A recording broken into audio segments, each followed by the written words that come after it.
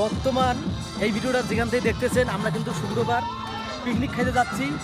যারা পিকনিকে অ্যাটেন্ড হবেন, যারা পিকনিক খাবেন, কমেন্ট বক্সে কমেন্ট করে সুন্দর করে আপনার রিয়েল নাম্বারটা দিয়ে যাবেন। আপনি কি একজন কন্টেন্ট ক্রিয়েটর? তাহলে অবশ্যই আগামী শুক্রবার ব্রিজ পার আসবেন।